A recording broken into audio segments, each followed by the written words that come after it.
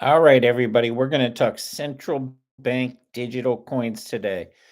Anytime you central bank, you know that it's going to be a disaster because that's why our inflation and our monetary system is a disaster. Is the central banks that pretend that they save us, they're the ones that are doing all the damage, including, when you look back on the Great Depression and you really know the history, what we were taught is not true. It was central bank monetary policy of not allowing enough actual money into the market that caused the run on money and the collapse of banks.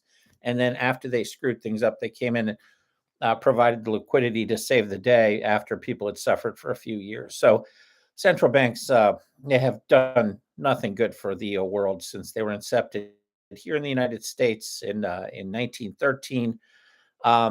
The value of the dollar, then a dollar, right? Now it's that same dollar is worth about a penny in terms of our current spending power.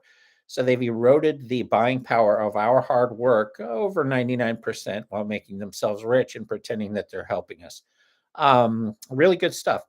And if you watch what's happening in the world now, they've even done a better job of screwing things up recently. So, what are they going to do to regain their power in a world of blockchain and crypto? Well, they're on cryptocurrency, but they're going to call it the CBDC.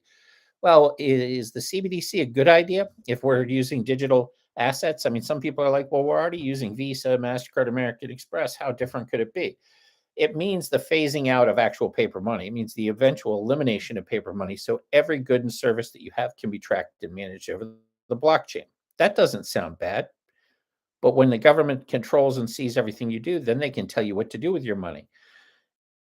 And you're seeing push away from things like beef. What if the government told you that you could only buy one bottle of wine a month and you could buy no beef, no steak, no chicken, and whatever the hell they wanted you to buy, you were forced to not spend the money the way you want and only spend it the way the government wants. That's a real thing. That actually happens in China now with their digital yen. And the digital yen is really the first major CBDC that's been released by a mega power. So right now in China, you have a social credit score that's tied to your spending habits. Where if you go out and hang out with people that the government doesn't like, your social score goes down. That can impact whether you can travel, whether you can get lent money, whether you can use public services, whether you can actually use your money to do what you want it to do. They can turn on and off your money at a whim. And people out there going, well, they would never. Well, they're doing it online with social media platforms. They're turning down speech. They're cutting rid of links and saying you can't say certain information, you can't talk about certain subjects. They're getting rid of people off of these very powerful platforms and demonetizing them because they are saying things for which some people, not all people, not many people, but some people don't want. So, anytime you start to centralize power to that degree, you have to think, well, yeah, right now I might agree with the people in power, and I might think that they have good, intents and good, good morals. But what if somebody I don't agree with gets in power? What if somebody is there who has this incredible power, who's on the opposite side of everything I think and feel? What if I'm a target? And if you think that way, then you're smart. You're thinking about it the right way. So government CBDCs are a recipe for absolute control. And anytime you have a recipe for government control, as we've seen with COVID and a lot of the other things, guess what? The government's going to use it and it's going to turn into a bit of a disaster. So you don't want your money tied up to that degree. Now, on the flip side, if you're using Bitcoin and other things, you could have a whole secondary market where people are using Bitcoin instead of the government CBDCs. And in China, they're doing that as well. A lot of people are going outside of the government system and around the government system to actually avoid these types of tyrannical measures. But over time, the criminalization, other things will continue to happen, and you will have a more authoritarian type monetary system. As if things weren't authoritarian enough and moving in that direction, your money will control what you do, and they will tell you what you can and can't buy, who you can and can't talk to, and your social credit score will determine how far you go in the world. So you'll either say great things about the government, or you will have no social credit at all, and you'll be punished for it. And that's happening, by the way, right now. So if it rolls out here in the United States, be wary, put a head on a swivel. It's coming. It was in Joe Biden's last executive order.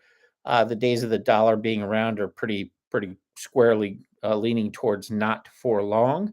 And when the CBDCs come out, there's going to be a centralized, probably government world money at some point. That's a recipe for disaster. Uh, just keep your head on it. The best solution is to have, some Bitcoin in a cold wallet and some means to be able to access things. At the end, we all have only so much control over this. We're looking as to how we would be able to even tie our money in, our coin into a CBDC if that's the direction they go. That's obviously unclear because the tech isn't there, the APIs aren't published, and nothing's out yet. But things are heading in that direction quickly. I'll keep you informed on it. Obviously, I'm not up and high on this. This is not something that I'm like, yay, team. And from the government standpoint, they're going to position it as we can stop crime, we can stop human trafficking and all that stuff. But if they wanted to do that, they could have done that a long time ago. They've I think a lot of this stuff is allowed so that they can track and manage and maybe cultivate it so that they can figure out who's at the top and develop those relationships to do what they need to do. In this case, they're going to use it as, hey, we will have so much more control to be able to do great things, but there's also going to be a downside to it, and that downside is going to be your freedom. So, head on a swivel. Hope everyone has a great day. Be happy and have a great. And we'll do this again tomorrow. Bye.